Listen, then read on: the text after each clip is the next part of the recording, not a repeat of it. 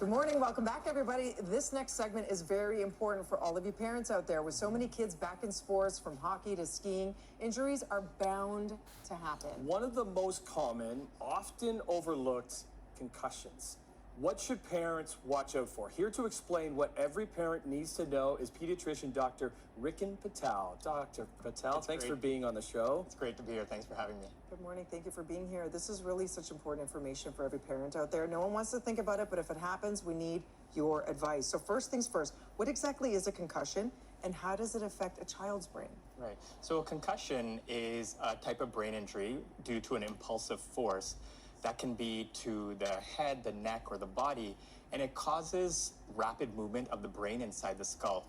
So if I use this jello as an analogy, the jello is our brain and this glass is our skull, this sudden movement in the brain, it disrupts the normal brain cell function and chemical balance, and that affects how information is processed by the brain. So the reason why this is concerning is because children and teens, their brains are still developing. Yeah. So they're more vulnerable to injury. And if injury happens, it can take a longer time to heal and recover. So if I'm getting concussion compared to my 11-year-old, it is going to be different. Yeah, because the brain is still developing. Yeah. So for parents out there, common symptoms of a concussion for kids. So common symptoms, you can think about it in 4 categories. So the first, most obvious, are physical symptoms. Sure. So for example, headache, nausea, vomiting, dizziness, balance problems, sensitivity to sound or light, difficulty, vision issues. The second category would be mental symptoms. So for example, difficulty remembering things, or memory lapses. Sure. Right? Even just slower processing of the brain, where we feel this brain fog and it's harder to think clearly about certain things. I'm sure we've all felt that before. Yeah.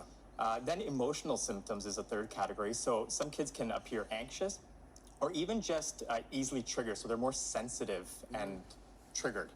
And then finally, sleep symptoms. So some kids can have difficulty sleeping and others can actually sleep too much. So these are all symptoms. You don't have to have symptoms in all 4 categories, but any one of these symptoms after a head injury should prompt us to think about a concussion. And as a child, it's so hard to know, oh, is that because they fell today? Do they just need extra sleep? But you say there are red flags and markers that definitely signal go to the ER. Yeah. So what are those? So red flags would include a headache that's worsening and not improving, recurrent or repeated episodes of vomiting. Your hands and legs could feel numb, tingle, or weakness. That would be very concerning. Vision issues. So for example, double vision, partial vision, loss of vision, that would be concerning. Even when a kid could be less responsive, more drowsy, more confused, that would be very concerning.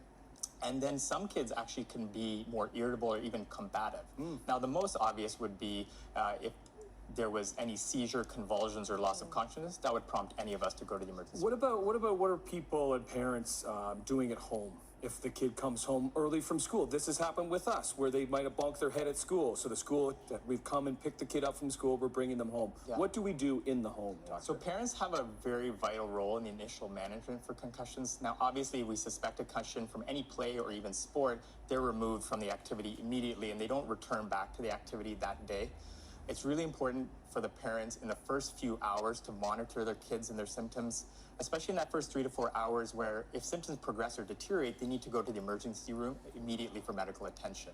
Now, regardless of when the attention is sought, they should still be seeking to see a healthcare provider in the first 1 to 2 days because symptoms can evolve. But regardless of when you seek medical attention, it's really important for parents to create an environment at home where kids can have both physical and cognitive rest for that first 24 to 48 hours. You can think of it like giving a chance for the brain to reboot itself. Remember back in the day, they used to say, get right back to it, resume things. And now it's the opposite. No, you need rest. That was an injury. Or you just got your bell rung. That was a common phrase that you hear all the time, specifically in sports. Yes. But like that has really changed. So I was going to mention about like how can kids protect themselves in sports? Yeah, so in sports, regardless of sports, I always say wear a helmet and then make sure that helmet fits properly, right? Or any protective equipment, make sure it fits properly. That's really, really important. Proper form and technique is really important. So for example, any sport with contact, keeping your head up, making sure you learn how to fall properly. If we took soccer, for example, learning how to head the ball properly, that form is really important to prevent concussions. That's the thing about soccer, because yes, you can wear a helmet in football, hockey, obviously skiing, but soccer's a different one too, because with the heading of the ball. And when do you know you're in well enough form to return to school and sports? Right. So for school, our guidelines will first state that to go back to school, kids don't need to be symptom-free or medically cleared. So there's an emphasis to go back to school sooner, if can be tolerated, as soon as potentially the first 48 hours after the injury.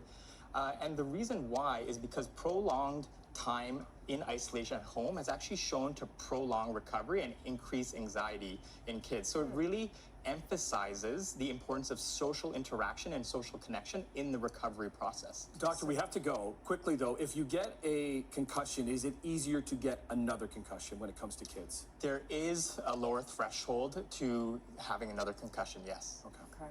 Thank you so much. This is really important information. Where do we get more? So if you wanted to find me on Instagram, Dr.Rikin Patel, or Reset Pediatrics, we really emphasize on seeing a lifestyle approach for pediatric athletes. And congratulations to you. You just welcomed a little baby girl into your life. Did. Thank you, Dr. Congratulations. Patel. What a Thanks so blessing. much. Okay, taking a break right now. More BT Thanks. coming up right after this.